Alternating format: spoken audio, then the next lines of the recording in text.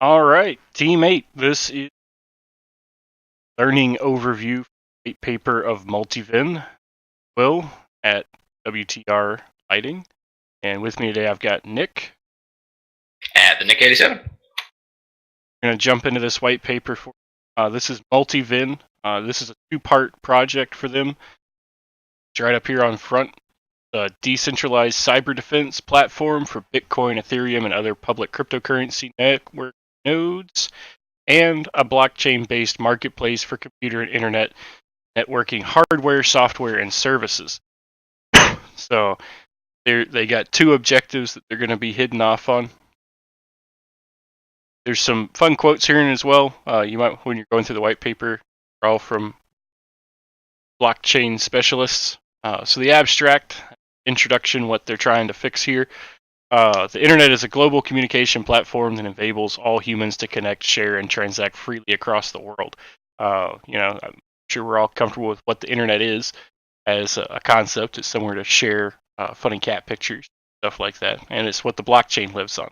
But the internet's also the infrastructure that connects everything together: the servers, the routers, the switches, firewalls, stuff like that. And that's really what they're more concerned with in the papers. The internet is also the infrastructure that connects all blockchain nodes, upon which all blockchain traffic traverses, and availability, reliability, security to all cryptocurrencies, decentralized applications cannot be overemphasized. And reason why is because without that, you have no blockchain. You'd have no nodes that can readily validate hashing. None of that stuff would happen. And the de facto reserve currency, if the internet isn't decentralized in itself, the infrastructure, it's a lot easier for nation state or large conglomerates to re-centralize everything from a cryptocurrency, and then it crash it. And the concern is for the multiven crew is that could centralize something like Bitcoin, and if it crashed out Bitcoin, it would tear everything else down as well, because the entire crypto world a lot of validity in of itself. Because right now, when you say cryptocurrency, 9 times out of 10, a layman's going to go, "Oh, Bitcoin." So if you screw up Bitcoin, you'll screw it up for everything else as well.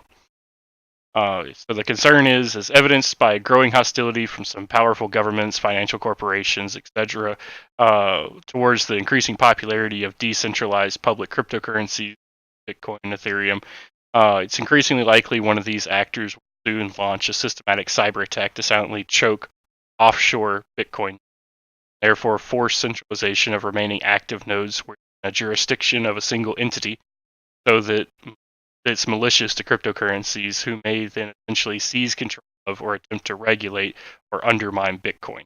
The concern is a country can force all of the nodes running the Bitcores into one spot and then regulate who can do that and have complete control over the entire network. Even though it's not written to be that way, the real world implications are that it could still possibly happen. Then they kind of outline how that could happen. They've already tried the first one, which is to discredit Bitcoin by alleging it's illicit trade. Didn't work. You could shut down the internet, or just don't have internet in your country. You don't have to worry about Bitcoin or blockchains. But to dig in deeper to that is that they could try to black hole, which is IT term for disappearing the IP addresses. So if you make it where it's hard to mine Bitcoins and intercept that traffic, no transactions would get done that day. If you hold that embargo for long enough, people would stop using it because you can't spend money then. And then the one that they're concerned with in this paper, which is launching a systematic centralization attack on Bitcoin and placing a majority of active nodes under a single actor. That's what they're concerned about, and that is possible. You hear this come up a lot about 52% attacks where all the majority can begin to try to change things, and everybody's worried about too many nodes over here, too many miners over there. Everybody keeps harping on things need to be as decentralized as possible. This is just another avenue of attack for that. Instead of investing in more and more infrastructure and trying to control more of a cryptocurrency by just being a proof of stake, the whale, or proof of work like Bitcoin, you just have all the miners in one spot because electricity is cheap. This is another way of going about that. It's just forcing it where no one else can actually mine the crypto. So that's where multiven kind of steps in. Multiven is firmly aligned with the freedom of transparency and socioeconomic empowerment that Bitcoin and other public cryptocurrencies represent to mankind, and is hereby taking steps to secure the future by fostering further decentralization of full nodes into space, while hardening all Earth-based nodes from cyber attacks. They're going to launch satellites into space to move nodes to where they're not in anyone's jurisdiction. I expected you to jump in and scream Skynet right there, Nick. So All Skynet. it is kind of neat. It's definitely not an idea that I think everybody's going to jump up and go, why don't we just launch satellites into space and keep the blockchain up there with a backup copy? So it's kind of a neat alternative way of dealing with that, instead of saying, let's make sure we have nodes in this country or this set of islands or something like that. They're just going to go ahead and have satellites. So this is your overview of what the white paper covers and how they're trying to make that work. Take a minute, pause the video, look at that. If you're not a reader, there is a diagram as well. We're going to dig deeper into each one of these pieces, so we're going to move past this right now. More quotes. So introduction. A lot of this paper does have to do with the person that started multiven back in like 2005. The guy's name is Peter Alfred Adecki. He was formerly a Cisco system technical leader, and before that he worked for IBM. And there is a slight slant or bias to this paper because he has sued Cisco Systems, I think, 3 or 4 different times in different courts. Cisco Systems worked with the U.S. to extradite him from Canada at one point on false charges. Got a slap on the wrist for that. But in most of those cases, Peter has actually won those cases. So that's the reason multiven even exists, because sued Cisco Systems for the ability to work with Cisco Systems software side of their hardware implementation and fix source code bugs like zero-day exploits, backdoors, stuff like that. And because Cisco Systems held a monopoly on servicing their own equipment, and nobody had really thought about having another company service that equipment. But they sued as an antitrust issue. They won those lawsuits in Canada, the US, and Switzerland. That covers the whole EU. They're able to operate as a third-party maintenance and service company. And the reason that's a big deal is because Cisco Systems, they cover about 70 to 80% of internet infrastructure materials. If it's at your telecom company, there's a better than half chance that it's probably made by Cisco Systems or like 3 or 4 other companies. Not a big field, but it is a very big market cap field. A ton of money in this. Only a couple companies in it, and Cisco controls a large majority of that. So it's a big deal, but he is an adversarial player for Cisco. They keep fighting with each other. So multiven is a company that was founded by Peter Alfred Adecki. The company's services are powered by a combination of global community of elite team members, about 1,200 network experts. They have their own name for their group, and they have their own proprietary artificial intelligence as well called MySolver. And when they say they have 1,200 people, the way that works is they have 1,200 guys that they can log into the system, and they are paid on a per job basis when they produce a fix for an issue. And later on in the paper, we're going to jump into a couple of the people that work in this research group and fix-it group, and it's some pretty big names. It's like the top 0.5% of IT people. This is not just your random like tier 1 help desk kind of guys. And then the other big thing is they won these court cases. They work with some larger companies as well doing these service contracts. This company has no private investment, venture capitalism, been in place since 2005. It's a bootstrap proven company already, and it's 100% employee owned. So there's not a corporate interest or a bank going, when are we going to have returns for our shares? It's not being traded on the stock market where there's going to be a hostile takeover by a new board of directors. This is something where they're a little bit more independent, so it's a little bit more believable that they have Bitcoin and other public blockchain's best interests at heart. Because there's not a lot of other interests there. A lot of these people are people that are working with World Wide Web application and the internet as a whole since its inception. And so it's like their baby. They're still trying to take care of it and make sure it doesn't explode so Skynet doesn't happen as is source. Yeah, well, So it's Peter is basically the guy with the shield that's going to defend you from Skynet. Oh, really? Maybe with his space satellites. Okay, wow, yeah. So Because the objectives for multiven are to harness and deploy decentralized human-powered artificial intelligence towards defending Bitcoin, Ethereum, other public crypto from centralization cyber attacks.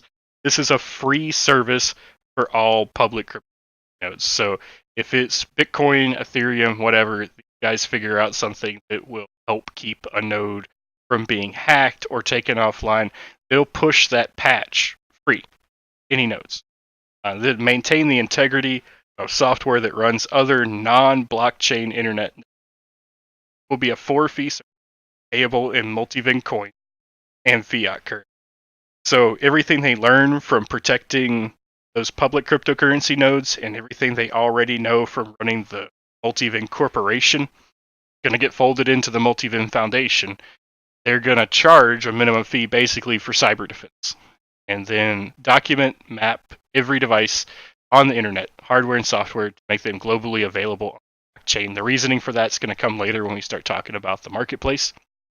They want to launch the multiven open marketplace, which is the world's first blockchain-based marketplace that will simplify and lower the cost of buying, selling, sharing networking hardware, software between businesses and consumers using the multiven coin on a peer-to-peer basis without intermediaries.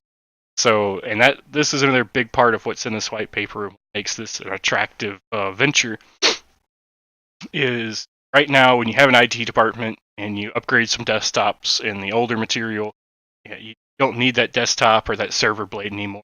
It goes in the closet because procurement doesn't want you to just throw it away, but there's not really a good way to sell it. It's not like it's something you can just put on Amazon or eBay and be like, hey, use server blade, does somebody want it? There's a few third-party companies that try to do this, but the big problem is there's not a lot of inventorying that's shared in between different companies. You don't have like a bank throwing out there on Craigslist, yo, we got 3 server blades, and another bank 4 states over is not going to pick up on that. So this is an open marketplace, and there's no third-party guy on a telephone with a tie, going, hey, let me sell you some used server blades. Everything will be on this marketplace where it's easier to get to, and everything will be paid with a smart contract. Everything will be held in escrow until the material arrives, certain that it works. Then funds are released from escrow through a smart contract, and that's why you have to geolocate all the devices. Design and launch, maintain, and active Bitcoin nodes in orbit. Nodes in orbit, or NIO, to serve as a spatial extension of global node network. It will be out of reach of earthly adversaries, and that's nation-state actors, that kind of stuff. Not Steve in his basement, like out to get Bitcoin because it's screwing up his stock market portfolio. So when you say in orbit, is it literally in orbit, or are they just saying just like service?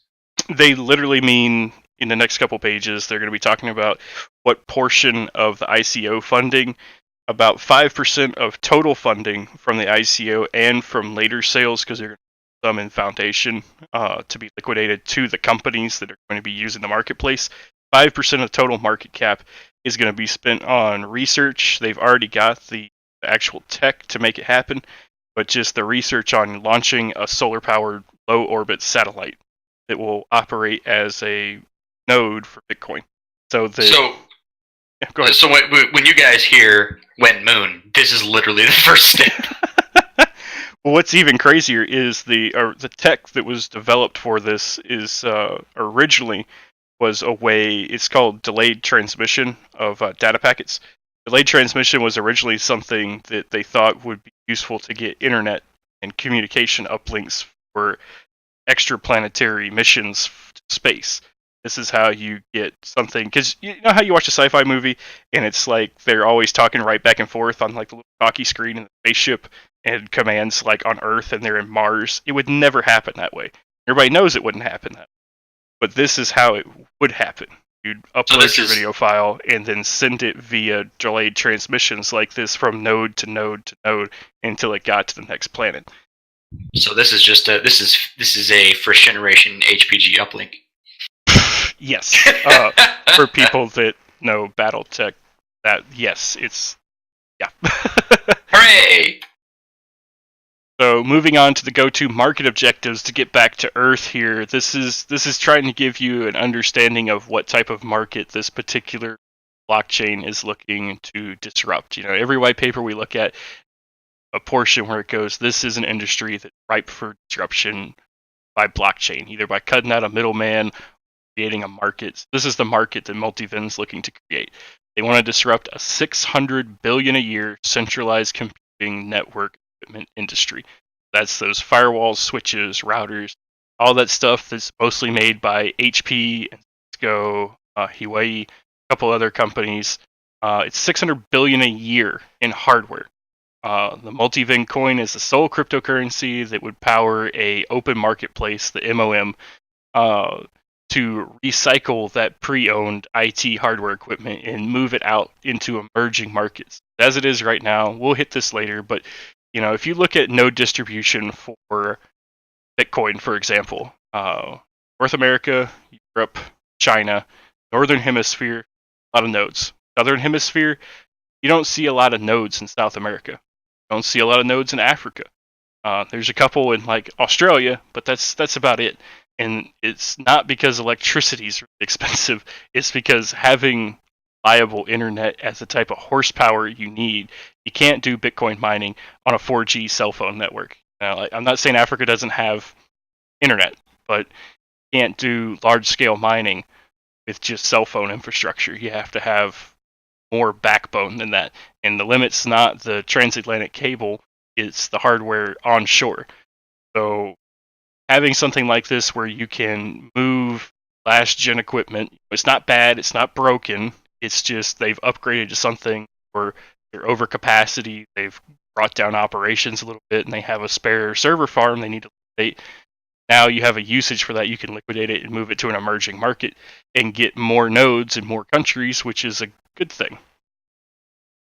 So that's the market there that they're looking to disrupt. And the other side of the market looking to disrupt is cyber defense services. So this is going back to they want to maintain the integrity of Bitcoin and Ethereum network nodes by limiting attack surface. That's how much of the network you can mess with of their directly connected internet gateways. That's network attached devices, NADs. Via live monitoring, proactive security patches, updates, and bug fixes. If you're an IT person, even if you're not an IT person, the past couple of years there's been some wonderfully terrifying news about different like exploits, and we didn't think it would work that way kind of stuff.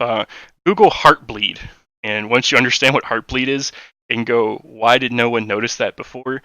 This is the type of stuff they're talking about with patches, updates, and bug fixes. There might be a way to make a piece of hardware do something like you're supposed to prompt for a password, just don't give it a password, it unlocks anyway. That's a problem. Or if you just give it a password that's too long, it freaks out and unlocks anyway.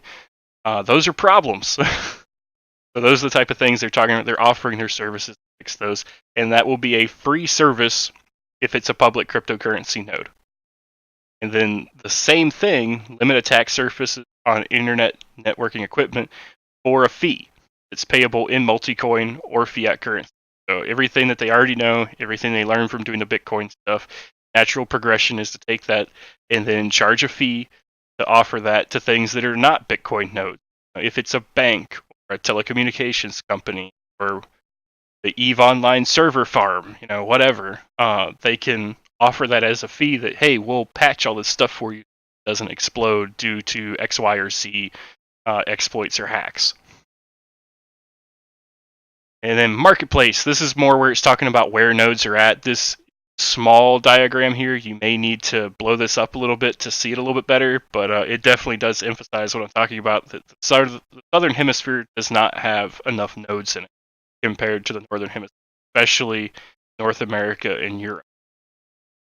And then it has a web link there as well if you want to access that a live version of that map that shows where nodes are and what their breakdown are. That's at bitnodes.21.co.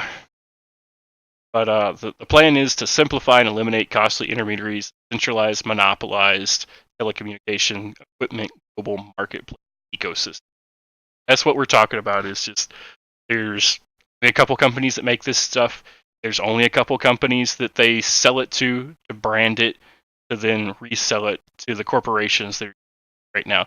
And that's the marketplace that they're looking to disrupt by pulling out the middleman, the rebranding, and also to recycle the stuff that's sitting on the shelf that's not being used right now. And that's where they're using smart contracts to enable whoever to purchase material from whomever. So moving on to 2.1, this is some breakdown of, if you're not familiar with how the internet works, this is maybe not the Internet for Dummies version. This is a little bit more IT professional, but it's not too obtuse where you can't get any usage from it. But if you feel lost in this portion where it's talking about the OSI model, Wikipedia and just some simple Googling is definitely your friend. I don't know if this is stuff that's going to come up in Telegram in specific, but it is good to understand and know because it is something you touch every day. And if you're not sure what like a IP TCP packet is, it's going to help you to understand this white paper, to understand what those things are. So take a little bit if you're not comfortable with these diagrams and this breakdown of what the internet is and how blockchain relates to that, and get comfortable with that. I'm not going to bore you guys because it is attached to this white paper, but it's not the purpose of this training seminar. What is important though, according to Gartner, that's a research institute, there's 8.4 billion devices connected to the internet today. 1,200 nodes make up the Bitcoin network, 2,300 nodes make up the Ethereum network. So that's what they're talking about. That's how many computers are connected to the internet that are verifying and holding the blockchain as it takes the last hash and then makes the new one and then moves it on. So Ethereum, there's only 2,300 nodes. And each one of those might have a router and a switch or a firewall attached. So you're only talking about a couple, less than 100,000 pieces of material that need to be security proof. So when you think about them saying that it's a for free service, they're not talking about servicing like every single computer ever. It's really only less than 100,000 in routers. As a blockchain is continuously growing, a list of records are stored on computer memory blocks chained together. This is basic cryptocurrency stuff that it's nice it's in here, but I'm sure you guys are comfortable with that. The only thing that's really important about all this is remember that as the blockchain grows, it gets more complex and it makes it more and more impossible to change the entire ledger, to double charge somebody, or to move funds around in a blockchain. The older it is, the harder it is to change. So when they're talking about public blockchains, they already have some defense from centralization just because they're old and there's more hashes involved already. It's got a note there, like if you didn't know, this is who invented blockchain there. So the part that's a little bit scary is 70% of routers and switches that make up the world's internet infrastructure today are made by Cisco Systems out of the US. So if you take that idea, 70%, so 7 out of 10 Bitcoin nodes should be connected to a Cisco device. But because of the amount of concentration of nodes in North America and the European Union, it's probably more like 90% of nodes today are connected to the internet via Cisco. So if Cisco has a major issue in some of their hardware and they don't know about it, they haven't patched it, that could bring blockchain tumbling down, any blockchain tumbling down, not just Bitcoin or Ethereum. So the thing they're throwing out there is that the NSAs had some backdoor exploits that were leaked by shadow brokers. That's the type of stuff that I'm talking about. It's built in, either required by law, or they had an inside guy that left it open, or they paid to make an opening. That's your backdoor to get in and mess up anything you like on that type of piece of hardware. So it's not just about like a spear phishing attack where somebody steals your password and changes your Facebook information. What I'm talking about here is like if your router doesn't know what to do during a denial of service attack and it freaks out and just opens up, anybody can go in and change where you can receive information packets from, where you're sending those information packets to. Somebody can either redirect all your web traffic somewhere else, just stop traffic from coming into a computer or a node. That's where these type of problems become an issue. You can pinpoint where all the nodes are that are running Bitcoin nodes, and they're all on Cisco systems, and you tell every single one of them just stop talking to the internet because you got a kill switch button you can just push. It turns everything off. And if you can hit 90% of them, only 10% of blockchains working that day, and it only does 7 transactions a second. Nobody's getting anything sent, no matter how much gas you send. So there's a rising angst among state players, banks, stuff like that. That's where they're getting this concern from. I don't know how overblown this is, if this is tinfoil hat wearing, or if this is something that might happen next week. But this is still something, whether it's in the never happen pile or probably will happen pile, it's better to have something patched and have it never happen because you've already plugged that hole than just hope nobody gets angry enough to go after something. Better to have it not need it than vice versa. Exactly. Be prepared. And since it's a free service they're offering anyway, why wouldn't you do that? You make that joke, but then how many times do you hear people go, I didn't want to install that service pack 2 for XP. I don't know how they got into my... Like, oh, well, all you had to do was download the patch. They're like, I didn't want to. Wrecked.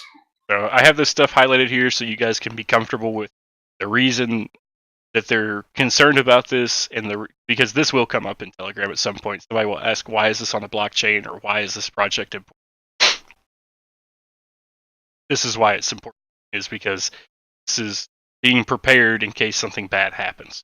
There are a lot of people that are interested in cryptocurrency because they're uncomfortable with fiat currencies, banking regulations, and like that there might be a crash and their cash isn't working anymore.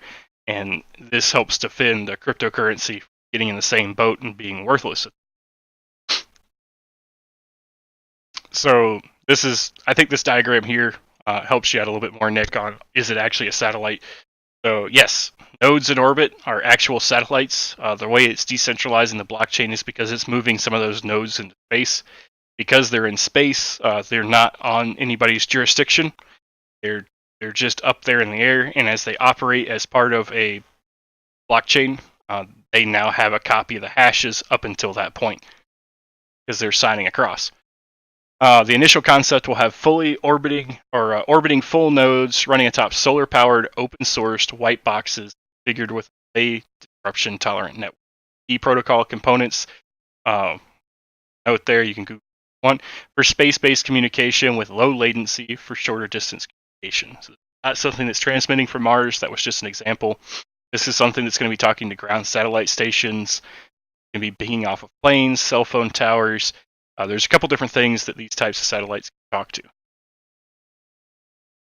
And it's also to note that when they want to launch these by 2022, and their initial roadmap is showing they'd like to launch at least 9 as their start, which is shown here in the diagram at 9. They could definitely launch more of those at a later point once they streamline it. And the stuff they're talking about, the white box, that's super cheap in comparison to how much it could cost to throw up a communication center. So this is going a little bit more over delayed tolerant networking. Delayed tolerant networking is different than what the internet runs on. If you've ever had YouTube or Netflix, that's standard IP, TCP. If it loses enough packets, it just stops and you see a buffering window, and that's it. Delayed tolerant networking basically bundles packets together. They don't have to be in order. Once they get to their destination, they can be reassembled, and they can also hop on and hop off of different nodes for different portions. So it would be like if you had 2 different servers of Netflix, and they're both trying to beam you one episode of whatever, but the first one starts sending you the last half of the show. The first one sending you the first half. You have to get the whole message and then put it together, put your show in order. That's what a delayed tolerant network that means. Not a great example, but hopefully that'll make sense to you if you're not comfortable protocol components like. And then you got your contact between nodes, how it works. So remember, the Earth's moving. The satellites are not always like in the movies where they're geosynchronous, floating above one spot, looking down with a camera kind of stuff. Sometimes satellites are moving with the Earth or against the Earth, so they're only in one spot for a certain amount of time. So these are the types of connections that could be made. If it's geosynchronous with a ground satellite station, that would be a persistent contact. It's always on. There's no connection initiation actions required. It's just always on, like what you expect when you turn on your computer and you have internet. It's just you have on-demand contacts, which is dial up and call a satellite and go, "Hey, talk to me." So there's some action required to instigate a function until they're done with it, and then you can hang up. There's intermediate or scheduled contacts that have satellites that's moving in the same orbit each day, so you know that it's going to fly over an area at 12 o'clock. It's going to be here. Dial in, say hello, get your update, and then it's going to fly on. Intermittent opportunistic contacts, unscheduled contacts that present themselves unexpectedly, like an aircraft flying overhead, beaconing that it's available for communication. That one, that's more of a military type of setup. It's not something that you're going to see as often for commercial. It's not like you're going to have a commercial airliner flying over and go, "Hey, I could transmit some blockchain info for you while I'm here." But in a military scenario, that's where you see like an EC-20 flies over, can get a sit rep off a SATCOM with it, but then the satellite's going to move on. You need to talk to it. You have intermittent predicted. This is kind of like scheduled contacts.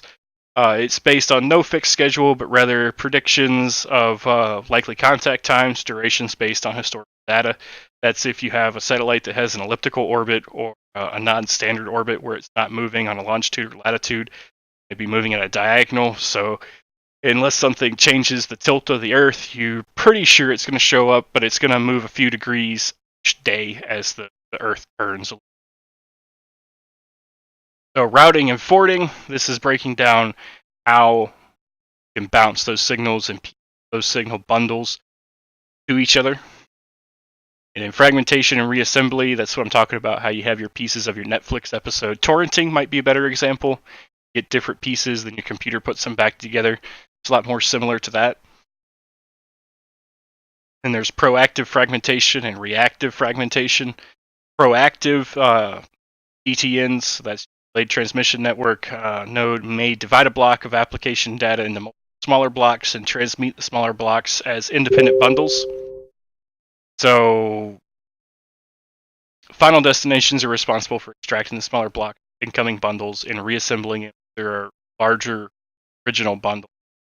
This approach is called proactive fragmentation because it's primarily used for contact volume known or predicted in advance. So you're always on or you're dialed into the satellite. That's what you're going to be using there because it can send block 1, then it can send block 2, block 3, and then the computer can just stick them all together. Reactive fragmentation is a little bit different.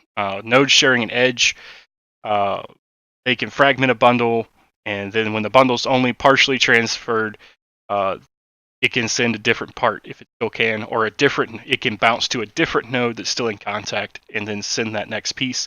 The previous hop sender may learn via convergence protocols that only a portion of a bundle was delivered on the next hop and send the remaining portions when subsequent contacts become available. So satellite 1 has the whole bundle. It tries to send the whole thing, but it only gets to part 2. It can tell the next satellite in the chain that it sent 2 parts, and that it needs to send part 3 now, so the next satellite that's covering that area doesn't have to start over the entire download of an entire node at this point. And like, all right, here's part 1, part 2. You don't need 2 satellites doing that. We can just know that it needs to send part 3 and on until it breaks contact and the next one picks up. The example they're using here is a low Earth orbit satellite talking to a ground station. I think that's a good example for that. They have it marked out as S1 and S2. That could definitely go further if segments to the bundle. Take a minute, read that. And then basic security for the satellites for this type of delayed transmissions. The only thing that really can throw you for a loop here is the part I have highlighted in blue, is that you can't, if you have a list of authorized users that doesn't really work for a blockchain. And even if it did and you had somebody you needed to blacklist, whatever reason. This is like if you're trying to ban somebody in Telegram, you need to blacklist somebody. You wouldn't want to have to send that information to every single satellite. Blacklist one user. It just doesn't make sense for DTN. The part I have in yellow is how they're actually going to be securing the DTN network. It's end-to-end. There can be hop-by-hop authentication. But basically, if it's already talking, it's already authenticated. And then end-to-end means you have to be authenticated to get in. You have to be authenticated to receive the information in whole. But it might get transmitted to you, but you won't be able to access it authorized. And that brings it back to using internet instead of satellites. There's that note in green there that they're wanting to launch 9 by 2022. And then nodes in orbit will permanently eliminate risk of block or Bitcoin centralization. And when they keep using Bitcoin here, they're just using that as a placeholder, like that's any public cryptocurrency, beyond reach of earthly adversaries, leading to geospatial decentralization, thus further ensuring the longevity of Bitcoin and other public-based blockchain currencies. So if it's out there, if there's a node that's working on the blockchain, it's got the node hashing.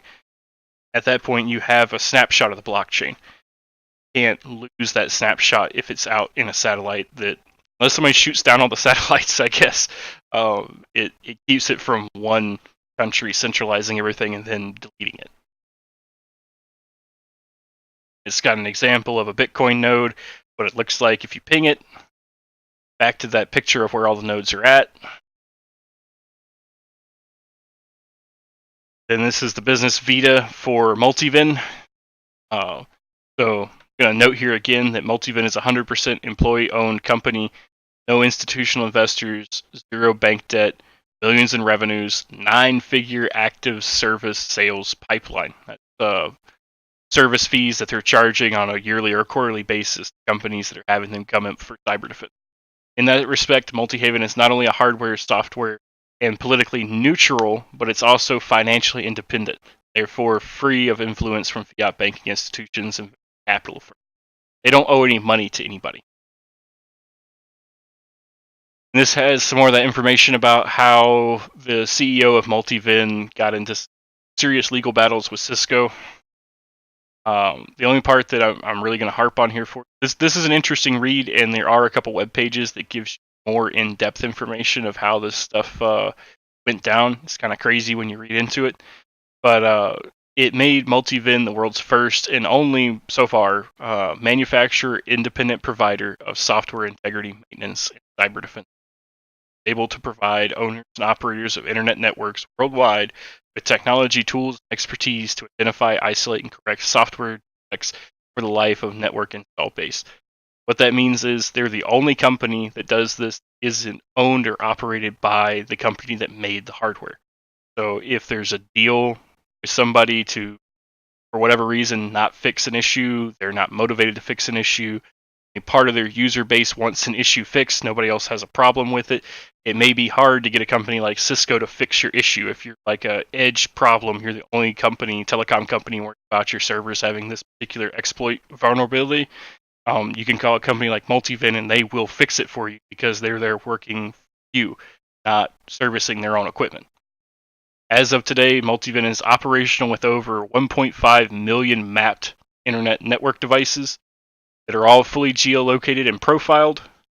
That's where they're going into. They can already jumpstart their system. They already have all of these materials located already. These can easily be thrown onto their open marketplace same day. Here's a demo screenshot of a mapped internet device. You got a QR code, serial number, service plan they're on. We'll go over this.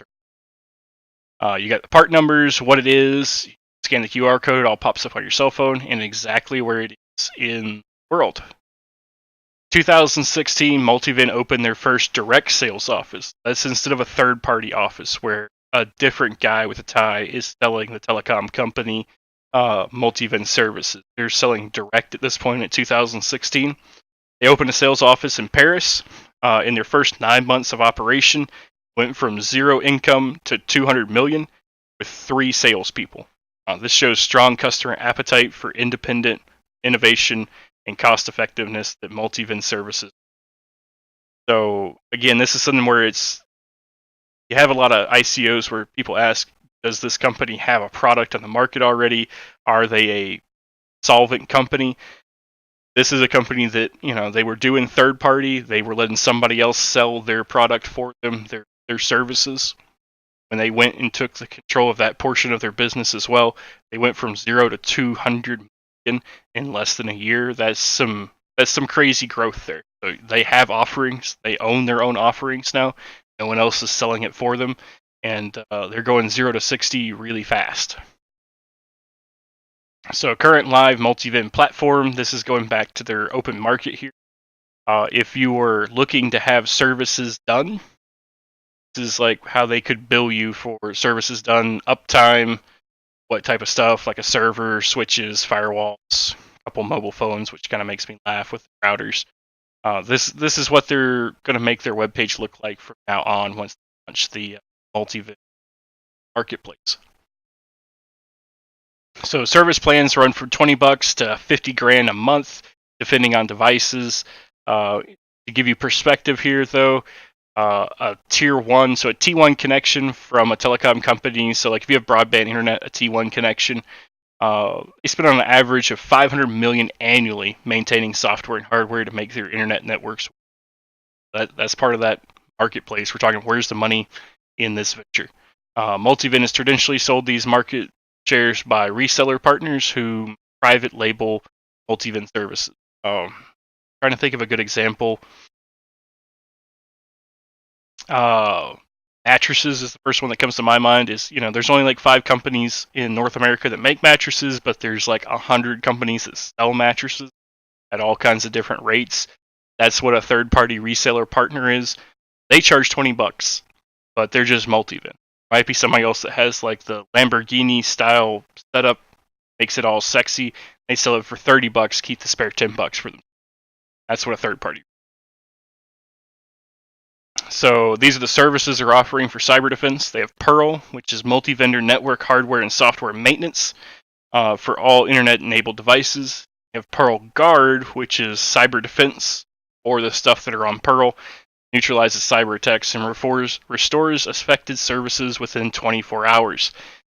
24 hours isn't bad. I know a couple cyber defense companies that they charge a discount by the hour. They don't have it back up, but that's definitely not all of them. And I've also seen some that it's like, we guarantee we'll have it up this week. So 24 hours is on the higher end of nice.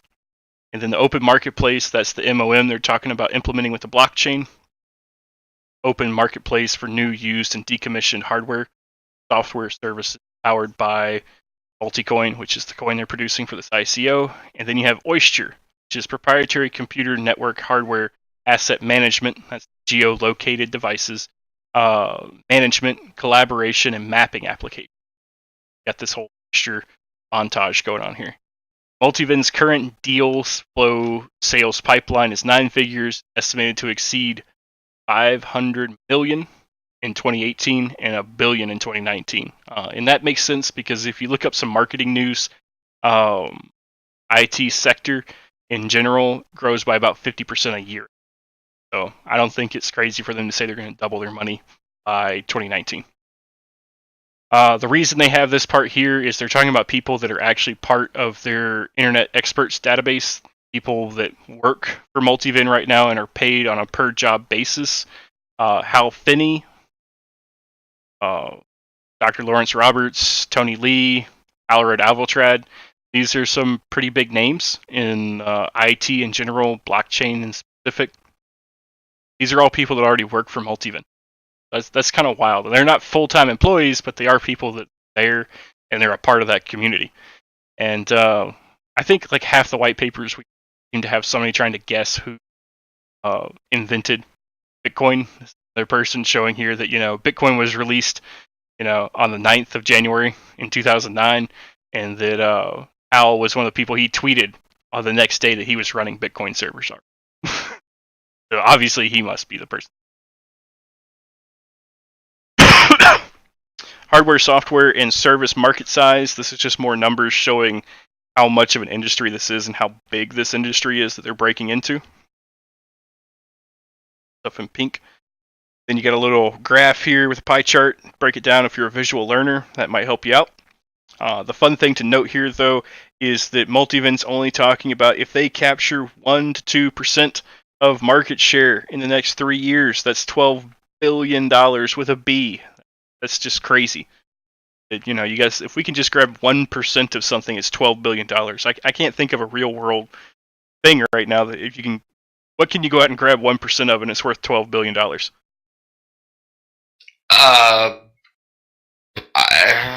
Not a lot of things.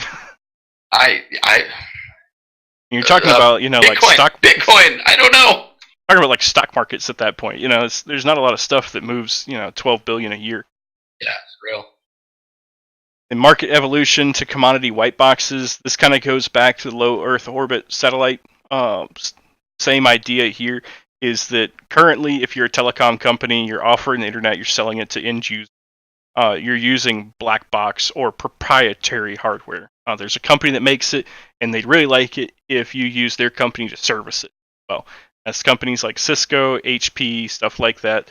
But that's starting to change because on your spreadsheet of costs, those proprietary black boxes are not the cheapest to do business anymore because they're not the only option anymore. What they're talking about are white boxes, where it's commercial, off-the-shelf white boxes host multiple virtualized network functions. So what it's saying is, got to the point where you can go and buy pieces, stick them together, and it will do multiple pieces of internet infrastructure hardware at the same time. You can buy a box that's a switch and a router and a firewall all in one. So you don't have to have a server farm filled with blades that are doing specific jobs and have this massive farm full of things and everything's got Cisco's label on it, HP's on it. Just get a box. It's got different manufacturers' pieces in it, and it's clutched together and working on Linux, and it does the same job. That's what they're talking about with white boxes there. And Multiven intends to be the leader at providing software integrity maintenance and cyber defense for these VNFs, these white boxes.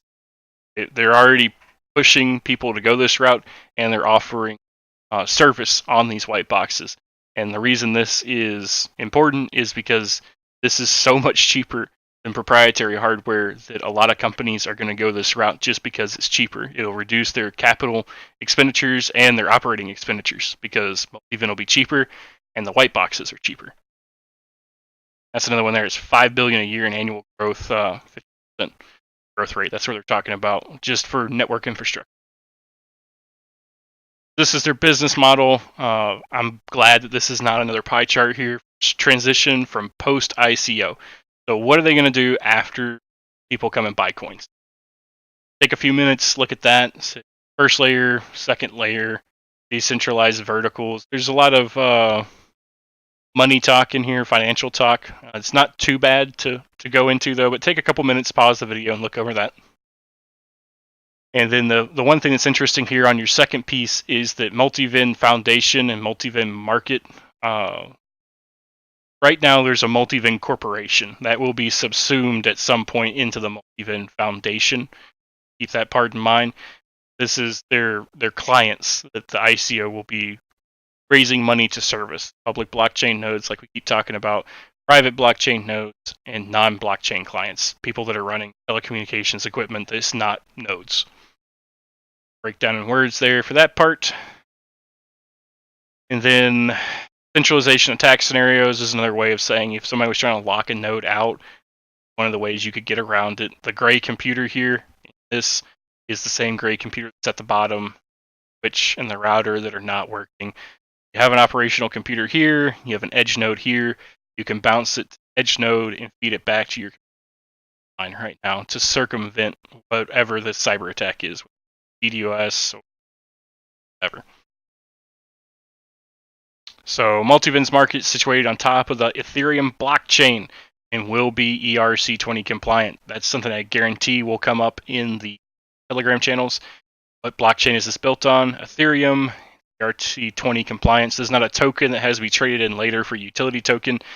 Tokens that are produced will be the tokens that can then be used. The marketplace will allow private clients to register current and old devices from their infrastructure. Registering devices, all devices will have transparency and security because then knows about it for their service contracts with them, while creating a liquid secondhand market with the intention of driving prices significantly lower, breaking all existing monopolies, while promoting innovative and new peer-to-peer consumption. Moving your older gear out into an emerging. Got a mock-up of what that could look like. And this isn't only just for corporations as well. If this thing gets up and running, you can use the MTCs, that's the ticker for multiven coins. You see right here on the front one, if you need a new iPhone 6, you go on there. There's your price in euros. Then you switch it over to multi and you pay for it multi.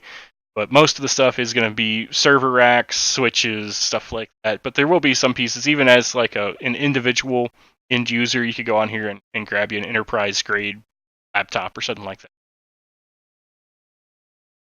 So marketplace, types of markets, brand new items, secondhand items. This is where I'm saying you can be a corporate seller, individual seller.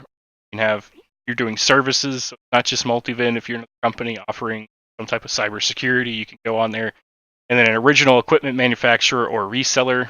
Not sure what OEMs are. That's like you haven't put a branding label on it yet. That's like the mattresses.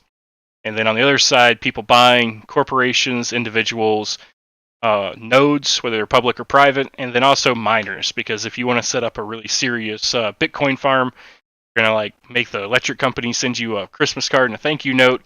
This might be a cheaper way to do that than trying to buy enterprise grade equipment, say off of like IBM's website. Then you can have one-time buys, so you're buying a piece of equipment, or you can have recurring transactions, which is where you're paying quarterly for services, paying multiven or another company to keep your stuff online and cyber attack. Then it's showing here in these parts how a smart contract would work. Register A, user A registers in the marketplace. They have a username now. They search for the product they want to find the product. User B has it. They make a buying order smart contract. The amount of multicoin is taken out of user A's wallet and held in escrow. And user B is notified that the amount's in escrow. They confirm that the smart contract's on his or her side, and then they mail it. And the shipment window will be conditioned for an estimated delivery time. So if you have it on the marketplace and you get an order, you need to mail it within X number of days. Then user A gets the server, tells the server that tells the smart contract that they have the server in the example, and then the money's moved from escrow and given to user B's wallet. Multiven live map updates with the new variables showing that user A now has the server that B did.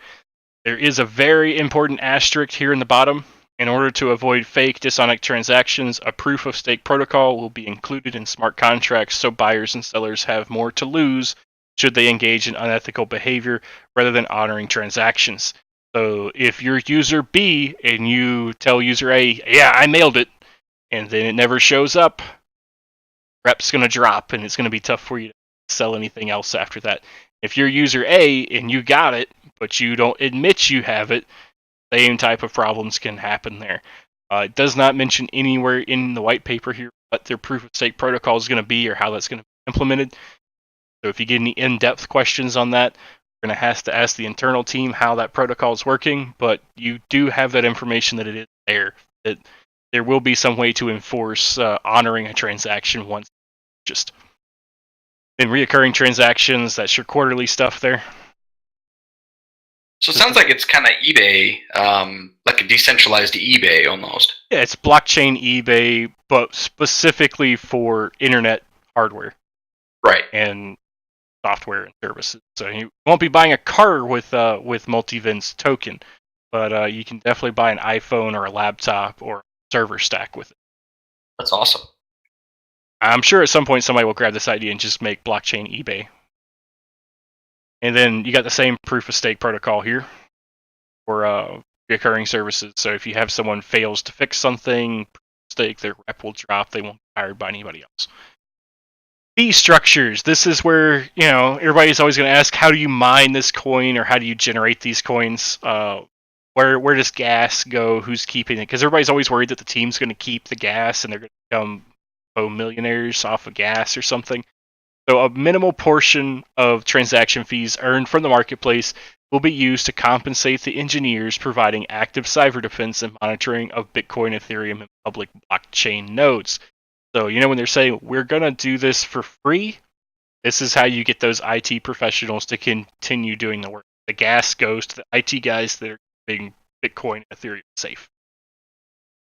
So once the marketplace goes live, all multiven services will be transferred via smart contract, and the multicoin will be the sole means of trade. So earlier in the white paper, we were talking about how much business multiven already does, and that it's an established company.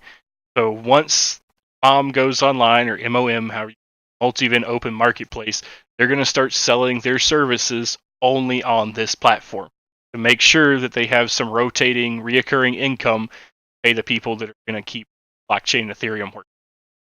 So once multiven's blockchain-based marketplace goes live in the first quarter of 2019, we anticipate transaction volumes to exceed $1 billion. They were saying already.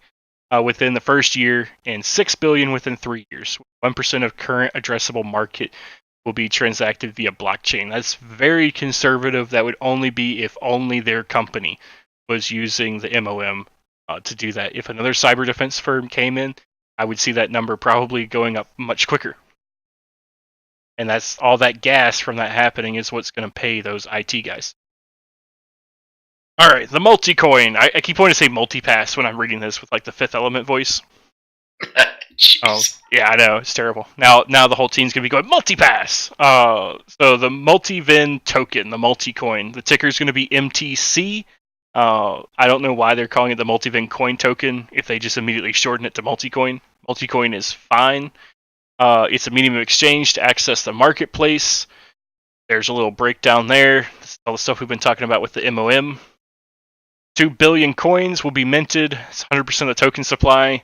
No more tokens will be created. There is no mining of this token. They just exist and get used in their own ecosystem. So at no point will you have a miner mining out new multi. Then how is the multicoin going to be sent out? This is something that kind of raised my eyebrows a little bit. Was they're going to sell 10% at ICO. They're going to hold another 10% for referral program. They're going to hold just under 20% for team, advisors, and this is an interesting one, evangelists, grants, and awards. And then they're going to hold 60.5% in foundation reserve, and they're going to break down how the financial reserve and what those grants are. 10% of the multi-coin token supply, that's 200 million tokens, are going to be sold during ICO. Proceeds will be injected into the corporation in order to pilot the blockchain marketplace development. 200 million coins just for marketplace development. And the incentive referral program, cover that here in a bit. Then team, advisors, and grants. So you got 19.5% split between the following. 15% is for the team. It vests over 24 months. So when people ask, is it locked? How long do they have to sit on it for? So it sits in escrow. They get like 100 coins each month until they run out of coins in their escrow account. 1% of the money is the coins are going to be held as a grant for Hal Finney's family for contributions made to Bitcoin technology with no lockup period. 1% of coins, no lockup. Another 1% for We Die, contributions made to B Money with no lockup period. And then 1% to Nick Szabo, the guy that created smart contracts, no lockup. Those will just be out in the market. If they want to throw those on an exchange, they can. If they want to hold them, they can. But those will be out. I think that's really neat that they have a grant that they're doing for people that help build blockchain tech. And then they have a 1.5% miscellaneous reserve for bounty program, stuff like that. That's not part of the ICO. Now, the foundation's also got some interesting breakdowns in here. 5% of the foundation amount is what's going to be held for the Nodes in Orbit program. It doesn't sound like much until you break down what their market cap is. That's still, $20 million, I think. It's a lot of cash they're holding in reserve just to launch 9 satellites. 55.5% will be in a multi-coin reserve, and then half the reserve will be sold 3 months after the MOM goes live through smart contracts. That's going to be for those telecom companies to purchase. I got a feeling it ain't going to be as cheap as it was at the ICO. So, pre-initial coin offerings, the ICO, this is basically how it's going to break down. Availability and integrity is the utmost importance. Every man, woman, and child, it's a human right to have the internet, and by having multiven out there and blockchain out there in general, it helps protect the fact that the internet should keep running. They're trying to put a humanitarian spin on what they're doing. That's 8.2. 8.21, this is breaking down again that multiven's a 12-year-old startup company that doesn't owe anybody any money, so they have independence and neutrality, and this is their talking points here, the quick tips that I'm sure there's going to be a Medium post that has a Twitter post of what they want to do. It's going to pull straight from 8.21, develop a blockchain tech off of Ethereum, strengthen cyber defenses, public crypto, develop the multiven open marketplace, the MOM, generate the multicoin as a sole means of payment in the MOM, fund research and development, launch, monitor, and maintain the open source nodes in orbit, then making best efforts to maintain robust liquidity subject to liquidity risks, and remain financially independent from fiat banks and venture capitalists. If they're generating that much reoccurring income each year just because the IT sector, I really don't see these guys as an ICO like getting into trouble and having to reach out to a venture capitalist to stay afloat in their second or third year. And then you got use of token, ERC20 compliant token that's only used ecosystem, and it's the only thing that'll be able to be in the MOM to pay for things. So you might see a price in euros or dollars, but you'll have to pay for it with multicoin. And it's got a little bit here about who's working on it. Multiven Corporation and Foundation. These two are going to become the same thing within 5 years anyway, so don't sweat that too much. But this is just in the ICO, getting which portions of that 10%. So 10% of the total token supply, that's the ICO, 10% is the incentive program. And what the incentive program is that if you register a device, like a switch on Multiven, open market starts up, they'll give you 2 coins to register that device. So if you're a telecommunications company and you need to buy a new server rack, you can get paid just for registering existing hardware. It probably won't buy you a new server rack, but you can still write that off as part of your cost at least. That's kind of neat. That's what the incentive program is. And then the foundation, 55.5% of multicoin held in reserve. The Multiven Foundation will be sold within 3 months of the marketplace going live. So that's what they're selling to the telecommunications companies.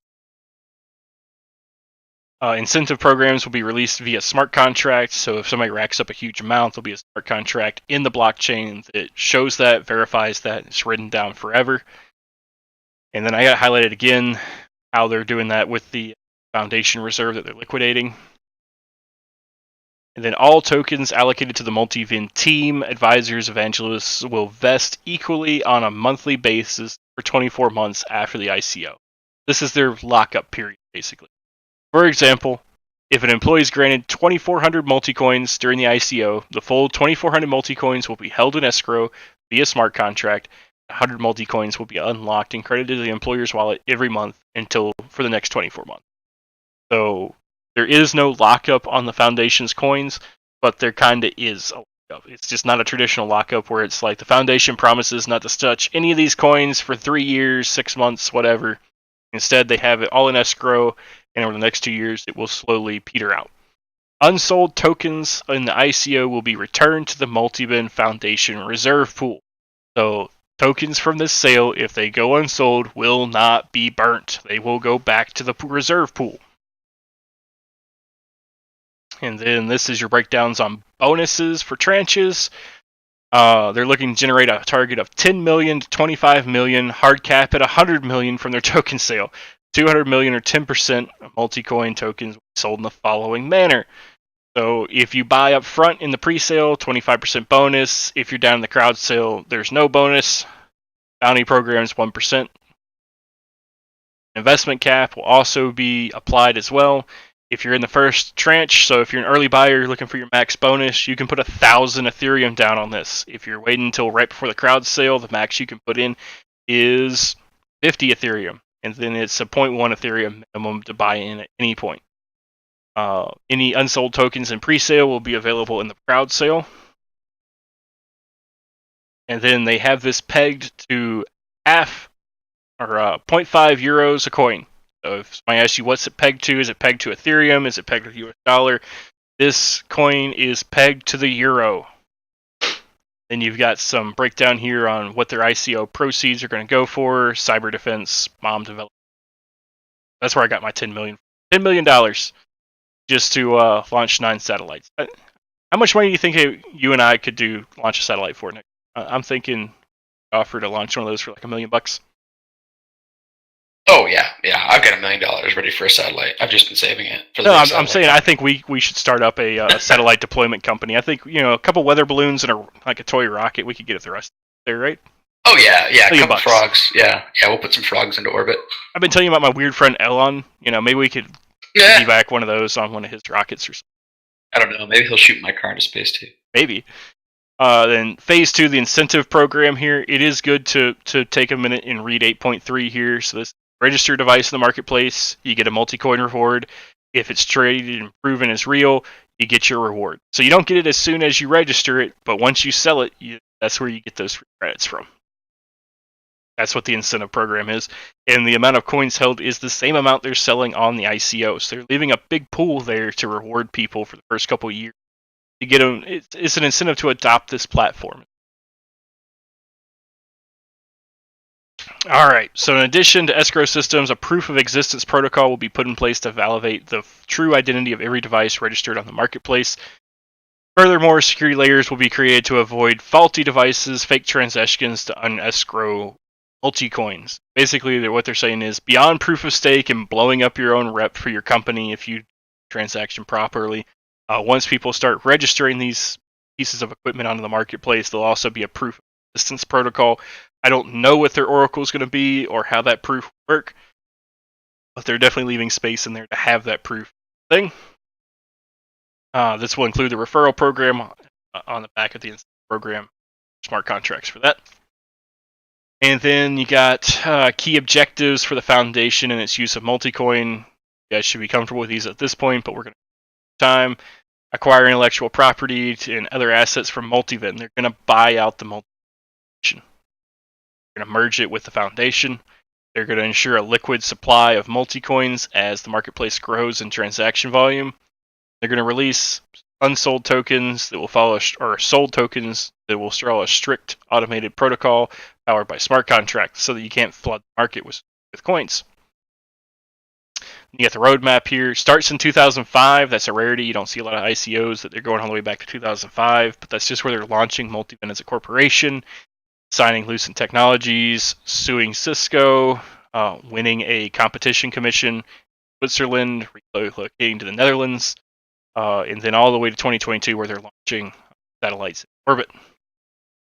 And again, here's multiven in this scenario here, corporation becoming the foundation. It is important to remember, though, that this is a company that's making a lot of money already. It's a successful corporation, and that the foundation is going to become the corporation with all of its current service plans, intellectual properties.